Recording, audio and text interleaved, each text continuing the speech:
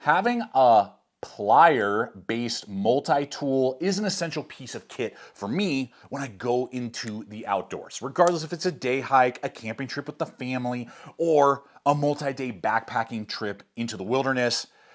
And just in time for camping season, Gerber has released a new version of their camp-focused multi-tool line, the Stakeout. This is the Stakeout Spark. Now, when I previously reviewed the original a few years back on a backpacking trip in Wyoming, I was thoroughly unimpressed with that design. So when this was released, I immediately hopped on over to the Gerber site, purchased one for myself, have been using it to see what design features have they maybe integrated in that are better than the original, and there are a few, and maybe what are some design characteristics have they carried over that still leave me just scratching my head.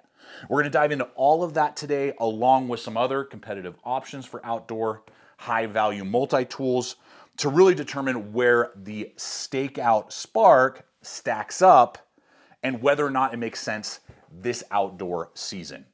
If you're new to the channel, I'm Aaron, this is Gideonstactical, let's dive in. Now let's look at the first update and what gives this tool its name, the Spark. They have given us a removable, integrated, about 2-inch fire starting rod that, because there are 90-degree spine portions on the tool, you can get some sparks going.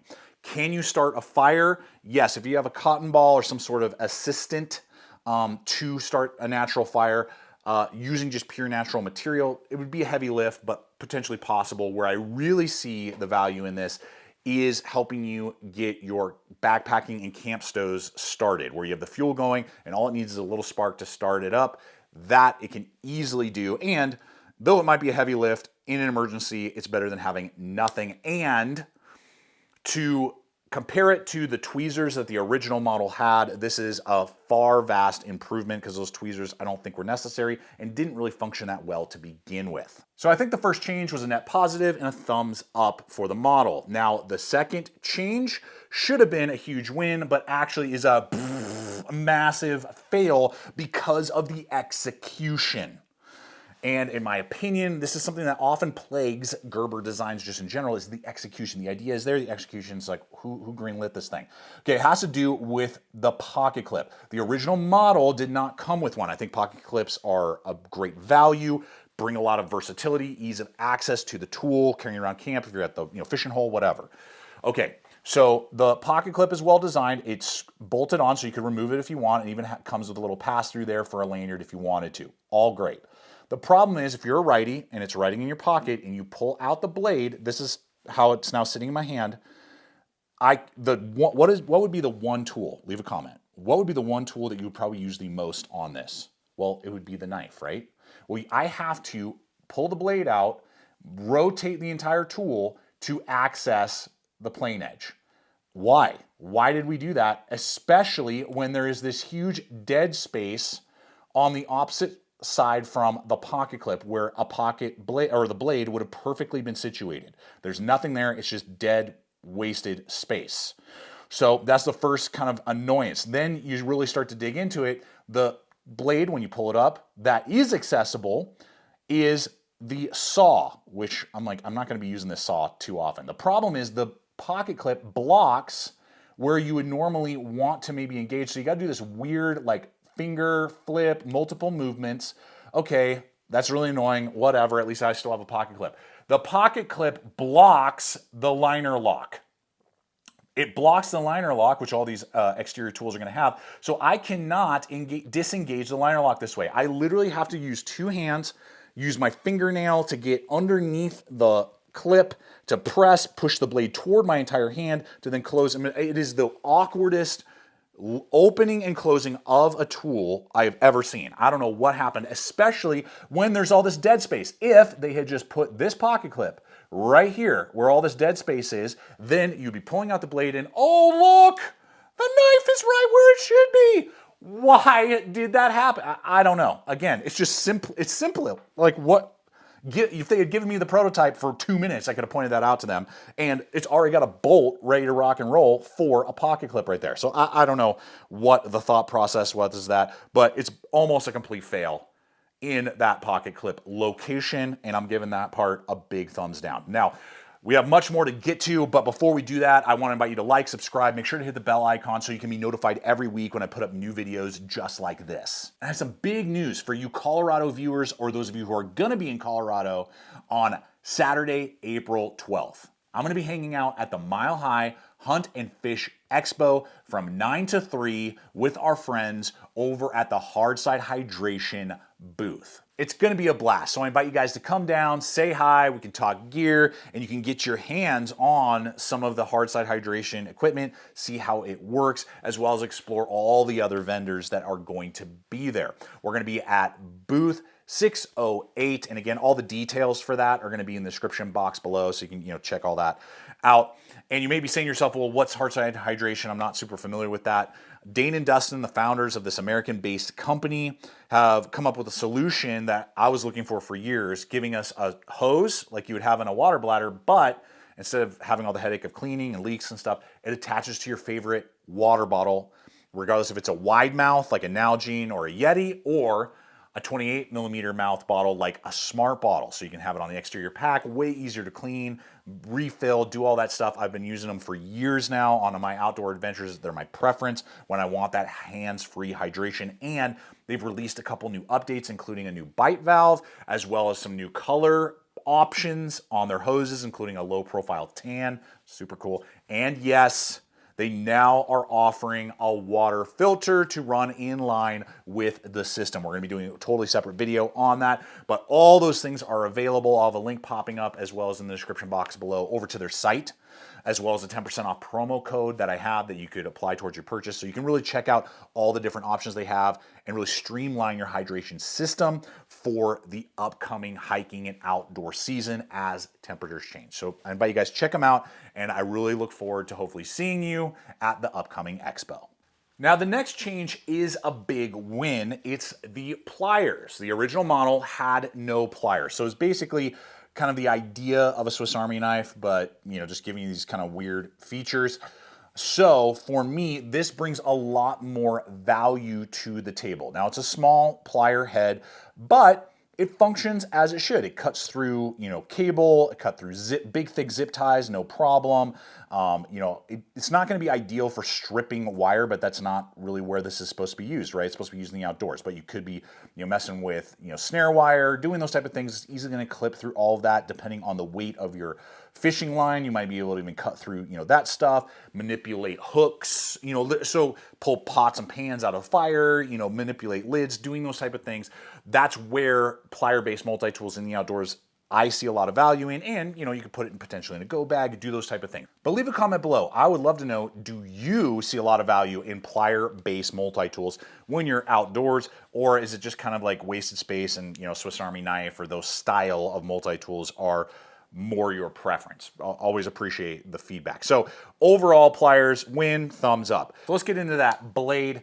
Now the blade is going to be 2.5. It's about 2.25 inches actual cutting edge. They've given you a Warncliffe design with a true Scandi grind. Now, for being an outdoor knife, that's not a bad idea.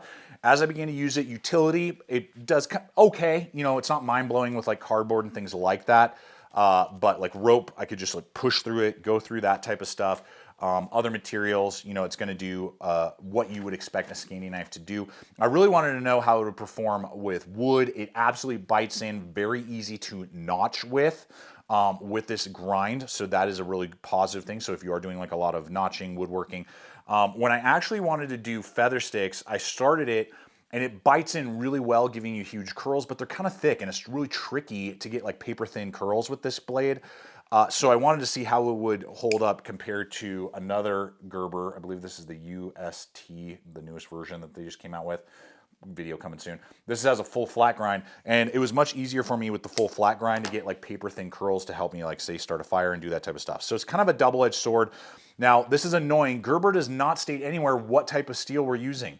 Now, so it kind of feels like they're hiding the ball. It's made in China, so based off of past experience and other Gerber Chinese-made multi-tools, I mean, we would guess probably 3 CR, maybe 7 CR if we're really lucky, 5 CR, you know, like, I mean, what it means is it dulls really quick, and you're gonna have to maintain it on a very regular basis. Now, because it's a soft steel, I just threw it on my ceramic rod for my work sharp. I mean, it got stupid sharp within like 5 passes on each side, but you can start almost like within 30 minutes. I'm feeling burrs, I'm feeling like I can see the dulling on the blade. So probably just a full flat would have been the better choice in my opinion, but the Scandi isn't necessarily bad. And it would be best to see Gerber start telling us what tools are made out of. That would be really helpful. Now, let's go ahead and go to another double-edged sword, which is, again, the saw. About a 2 1/4 inch saw that eats up really well. This is actually one of the best performing tools on the kit.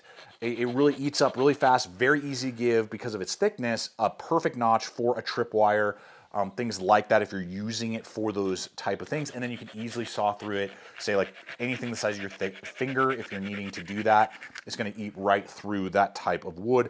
The odd thing is on the back, it's supposed to be like an awl, but I don't know what, it's so broad. I don't know what I would be piercing through that. It's like a chiseled grind, so it's, you know, sharpened on one side and then not on the other, but it's not, if I ran my finger on there, I'd really have to put a lot of pressure to try and cut anything. So, I mean, you could throw the sparks off the ferro rod, I guess, but I don't know, that was just kind of like weird that part is on there. So, other features, like, you know, you get centimeters and inches measurements on the body sides, all that type of stuff. Now to the last 2 parts, which is just hilarious to me and still in my mind is a joke.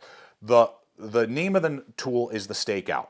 Now, what that means is they give you, and this is kind of like, oh, this is why it's an outdoor tool, this J hook that you have to push forward. You can do it, but you got to have some decent nails to like get it over the bolt. And you get a 90-degree kind of pull J hook for, oh, tent pegs, tent stakes. If they're jammed up, you can easily, you know, hook them and pull them up.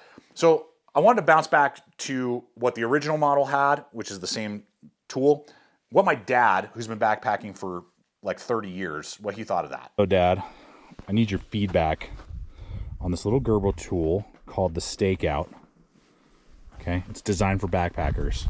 Okay. I got to show you this little feature here. They put an integrated hook for pulling out the stakes of your tent. What's your thought on that? Well, okay.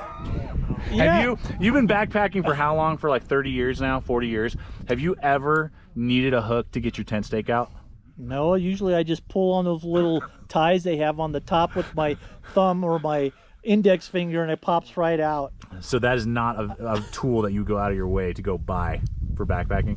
Not me, but I'm not very politically correct. That's pretty funny. I mean, I could see how that would be used, but I wouldn't buy a tool because of that. So I don't know, it's just not necessary, especially when they give you a freaking bottle cap opener / carabiner, which, oh wait, can do the exact same thing. It makes no sense to me. I don't know why this is on here. That's my mileage. Your mileage may vary. Leave a comment below if you see huge value in this J-hook, but especially with the carabiner. Now, if they swapped out the carabiner for a set of tools that I think would make more sense, which is, it would be great to have some sort of Phillips head or flathead. There's no screwdrivers bit ability on this tool, period, at all. I don't do that too often in the outdoors, but there's always maybe like a piece of gear, you know, something you got to like kind of pry open, do something. That it's got none of that. Okay, fine, you can leave your J-hook, you know, tent puller if you replaced the carabiner with the ability to open up for some bits. Not something I'm probably ever going to use, but meaning the J-hook. But the bits I'm going to definitely use. You know, just a flathead and like a 3D Phillip head little thing right there. That probably would have been my preference. And especially, I mean, it's just redundant. It's just I'm sorry. To me and my mileage, it's a joke. The whole stakeout hook, and with over a decade of backpacking and hiking and camping and growing up, I've never been like, man, I wish I had a hook right now to pull this tent peg up. I've always figured it out without much difficulty. And we have to get to the final gut punch, which is pricing. I paid $70 for this Chinese-made little multi-tool. That is a lot of freaking money, especially when we look at the fact that previously reviewed, and I'm going to try and have links not only to the Gerber, but also all these other ones I'm going to recommend here, and some of the videos I've done. Especially when you start looking at companies like Beeberry, Rock Tool, and Mossy Oak, which are doing Leatherman Wave, Leatherman Surge, and Leatherman Signal clones. I have tested many of them. They are mind-blowingly good. Still made in China. I have a Rock Tool Wave clone right here, but you can get the Signal versions with, like, you know, pommel pounders, fire steels, replaceable bits, teeth, scissors. I mean, and they are half the cost, 35 to 40 bucks all day long. You can find them all over the place. And I have used several of them. Go check out some of the reviews if you're not really familiar with these clones. And they crush it. For the money, they are insane values. And you're just going to get way more tools. And you can just see there, I mean, this is a little heavier, but you're looking at basically the same footprint. The locking mechanism is way easier to disengage on this Rock Tool right here. Saw is going to be bigger, larger, more functional, just in every way, and it's going to be about half the cost. So I don't know where, if the Gerber had come in more like 50 bucks, at least it would have like something to kind of compete with. It's a little different, but at $70, I don't know. I'm never going to pick that up again. I wouldn't drop that money again over any of these Leatherman clones.